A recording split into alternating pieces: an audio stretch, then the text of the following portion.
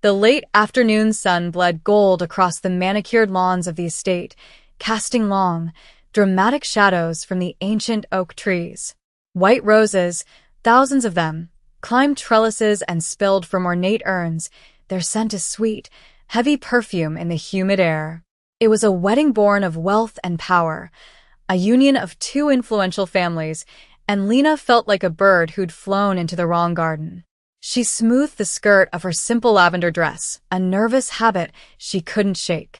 Her friend, Chloe, had insisted she come, a rare day away from her daughter and the constant juggle of work and motherhood. But surrounded by shimmering silks and hushed, important-sounding conversations, Lena felt the familiar pang of being an outsider looking in. Then the crying started. It wasn't the fussy whimper of a tired toddler.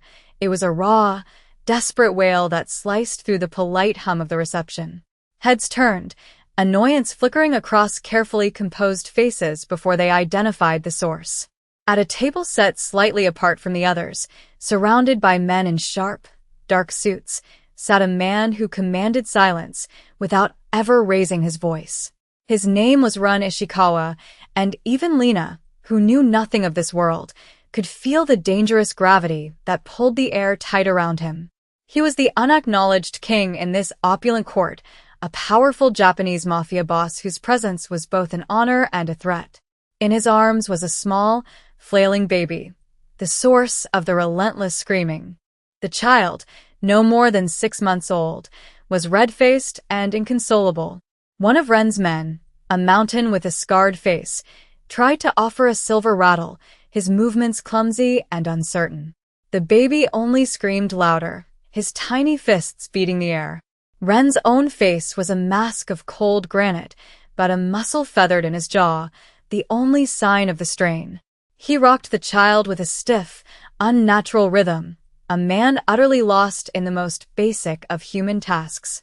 The guests began to whisper, their words like the rustle of dry leaves. They spoke of his late wife, the tragedy that had made him a widower just a year ago.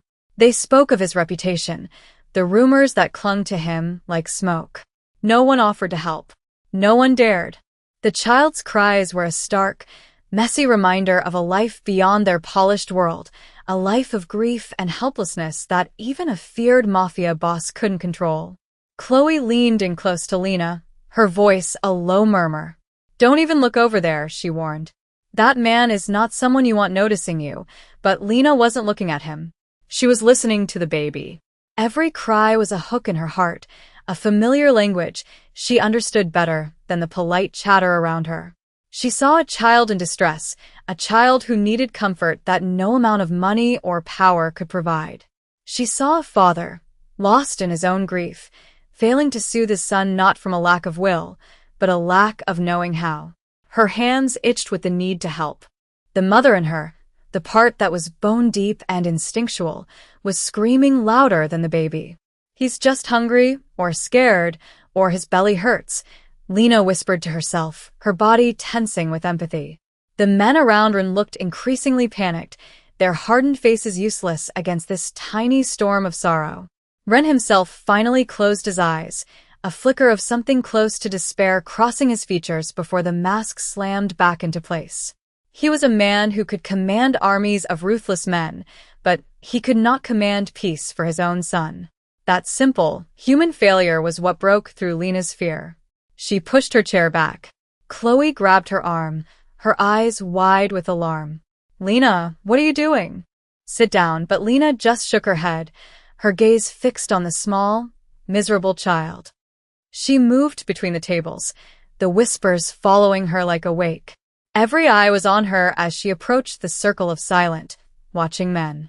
It felt like walking into a lion's den, the air thick with unspoken violence.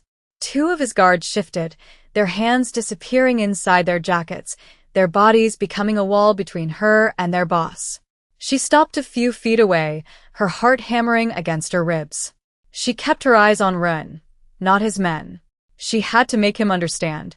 "Excuse me," she said, her voice steadier than she felt. Ren's head lifted slowly. His eyes, dark and sharp as obsidian chips, met hers. They held no warmth, only a flat, assessing coldness that seemed to strip away all her defenses. He said nothing, waiting. She swallowed, forcing herself to continue. "The baby," she said, her voice softening. "He sounds like he needs his mother." The words hung in the air, a terrible, unintentional cruelty. She saw the flicker of pain in his eyes, the tightening of his jaw, and her breath hitched. She had overstepped. She had said the one thing that could not be fixed. One of his guards took a half step forward, a low growl in his throat, but Ren lifted a single, elegant hand, and the man froze. His gaze remained locked on Lena, intense and unreadable. He was not angry. He was searching for something in her face. He looked from her eyes down to his son, whose cries had not lessened, then back to her. He had been offered advice, pity, and fearful distance from everyone. But this woman, a stranger, had walked into the fire and spoken a simple, painful truth, not as an insult, but as a diagnosis. After a silence that stretched for an eternity, he gave a curt, almost imperceptible nod. It was not forgiveness. It was permission. Lena's fear dissolved, replaced by a focused calm. She stepped forward, and the guards parted for her as if by magic. She held her hands out, not reaching, but offering. "May I?" she asked softly. Rin looked at his son, then at her gentle, capable hands, and for the first time, a hint of something other than control entered his expression. Pure, unadulterated exhaustion. He carefully transferred the small, screaming bundle into her arms. The baby, Akio, was surprisingly light, his little body stiff with distress. Lena settled him against her shoulder, his wet cheek pressing into her neck. She began to rock, a slow, swaying rhythm that came as naturally to her as breathing. She ignored the dozens of eyes on her, the silent judgment of the crowd, the dangerous presence of the Japanese Mafia boss just inches away. She closed her eyes and began to hum, a low, soulful melody that her grandmother had sung to her, and that she now sang to her own daughter. Then, she let the words come, her voice a soft, velvet ribbon in the tense air. It was a simple lullaby about silver moons and sleepy rivers, a song of peace and safety. Akio's frantic cries began to soften. His screams subsided into ragged sobs, then into hiccups. His stiff little body relaxed, melting against hers. He turned his head, rooting for comfort, and his tiny hand curled around a lock of her hair. Finally, with a shuddering sigh, he went quiet, his breathing evening out into the deep, rhythmic calm of sleep. The silence he left behind was profound. It was as if the whole world had been holding its breath and could finally exhale. Lena opened her eyes and found Rin staring at her, his face stripped bare of its hardness. In his eyes, she saw not the feared Mafia leader, but a grieving man, a lost father, witnessing a miracle he had thought impossible. He had watched her tame the storm he could not, and the look he gave her was one of raw, unguarded awe. The wedding seemed to restart around them, the music swelling and the chatter resuming, but the space around Ren's table remained an island of quiet intensity. Lena stood holding the sleeping child, her body still swaying in that gentle rhythm. She was acutely aware of Ren's gaze, a weight that was both unnerving and strangely grounding. He gestured to the empty chair beside him, a silent command. She sat, carefully arranging Akio in her arms so he wouldn't wake. For a long time, Ren said nothing. He just watched his son, a deep, contemplative stillness about him. The harsh lines of his face seemed to have softened, the granite giving way to something more human. Finally, he spoke, his voice a low rumble that was meant for her ears alone. "He has not slept so peacefully since his mother." He didn't finish the sentence. He didn't have to. The words hung between them, a shared acknowledgement of the ghost in their midst. "My name is Lena," she offered quietly, feeling the need to fill the sorrowful silence. "I know," he replied, and the simple statement sent a shiver down her spine. Of course he knew. A man like him would have known her name, her background, and her reason for being here before she ever took a step toward his table. "You have a child of your own," he stated. It wasn't a question. "A daughter," she confirmed. She's 4, he nodded, his eyes flicking from Akio's peaceful face to hers. You have a gift, he said. It was a strange compliment, delivered with the flat finality of a business transaction, yet it felt more sincere than any of the flowery praise she had overheard all day. Before she could think of a response, he motioned for one of his men. The man approached and handed him a slim, black wallet. Ren extracted a single, stark white card and placed it on the table in front of her. It was thick, expensive cardstock, bearing nothing but a string of numbers in a clean, severe font. For my son, he said, his voice leaving no room for argument. He may require your services again. It wasn't a job offer, it was a summons. A claim. I wonder what you would have done. Would you have taken the card? Would you have walked away from the danger, from the man who lived in a world of shadows and violence? Or would you have been moved by the quiet desperation of a father and the peaceful sleep of his child? Let me know what you think in the comments below. Now, let's get back to the story. Lena stared at the card. It felt heavier than it should, as if weighted with all the unspoken implications of his world. Chloe found her after the wedding, her face pale with worry. You have to throw that away, she hissed, glancing around as if Ren's men might still be listening. Lena, that man is the head of the Ishikawagumi. He is a mafia boss. People who get involved with him don't just walk away. Lena knew her friend was right. Every sensible part of her screamed to burn the card, to forget the dark, intense eyes of the man and the sweet weight of his son in her arms. She went home to her small apartment, to the familiar comfort of her daughter's laughter and the pile of bills on her kitchen counter. For a week, the card sat on her dresser, a silent, powerful temptation. She was barely making ends meet, working 2 jobs to keep them afloat. The thought of the money a man like that could offer was intoxicating, but it was more than that. She couldn't forget the profound loneliness she'd seen in his eyes, a desolation that mirrored her own on the hardest days. He was a dangerous man, yes. The world saw him as a monster, a Japanese mafia boss who dealt in fear. But she had seen something else, a father who loved his son.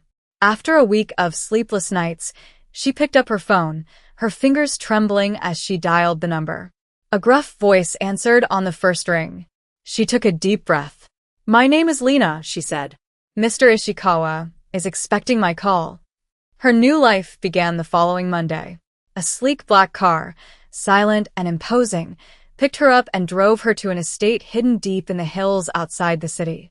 The house was a masterpiece of modern architecture, all clean lines, glass, and dark wood, but it felt less like a home and more like a beautiful, sterile fortress. It was a house haunted by loss, every surface polished to a high sheen, every room silent and empty. Ren was there to greet her, dressed not in a suit but in simple dark trousers and a soft gray sweater. He looked different here, in his own domain, less like a public figure of fear and more like a man bearing an immense weight. He led her to the nursery, a room filled with the finest toys and furniture money could buy, yet it lacked any warmth or personality. Akio was in his crib, awake and starting to fuss. He has been difficult, Ren said, his voice tight. Lena simply walked to the crib and lifted the baby into her arms. Akio settled almost instantly, his little head nuzzling into her shoulder as if he remembered her. A flicker of something, relief, maybe even jealousy, crossed Ren's face. Her duties were simple. Care for Akio from morning until evening. The pay was more than she made at both her other jobs combined. Her life became a study in contrasts. She spent her days in a world of quiet luxury, surrounded by priceless art and the ever-present, silent guards. She brought life into the sterile house, her soft humming filling the hallways, the scent of baby powder and warm milk chasing away the ghosts. She would take Akio into the meticulously manicured gardens, her laughter a bright, foreign sound in the disciplined quiet. Ren was often gone, but when he was home, he would watch them. He never interfered, never offered instruction. He just observed from doorways or through the large glass walls, his expression thoughtful and intense. He was studying her, learning the language of softness and care that he had forgotten. He started coming home earlier, his meetings mysteriously ending just as she was giving Akio his evening bath.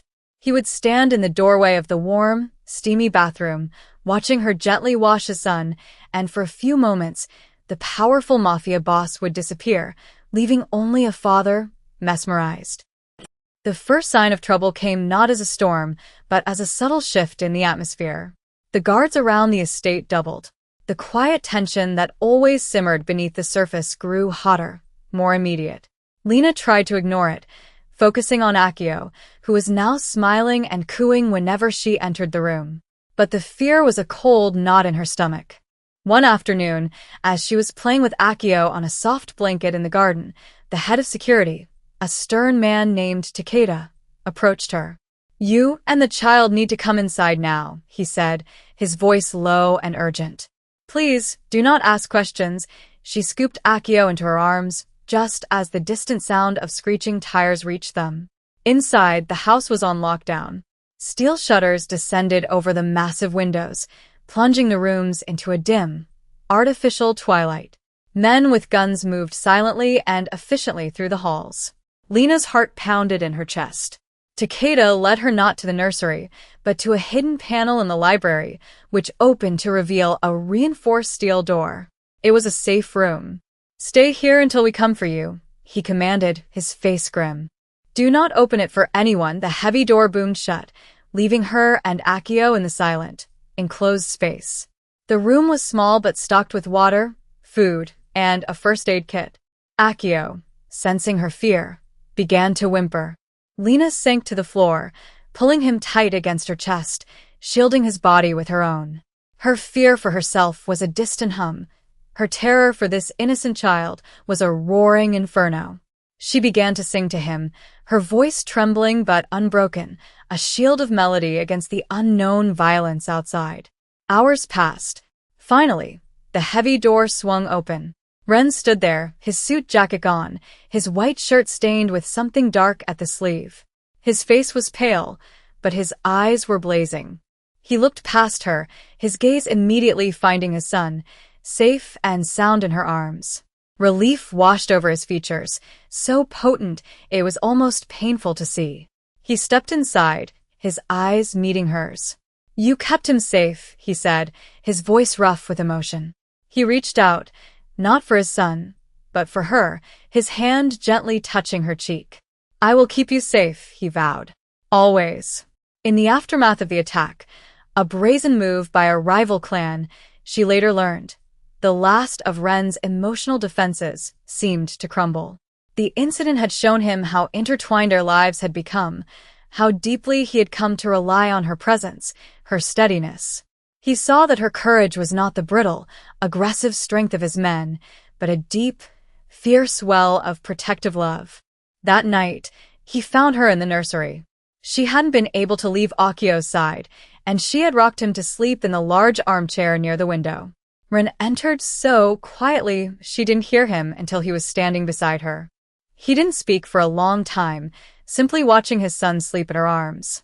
"This house was a tomb before you came," he said finally, his voice barely a whisper.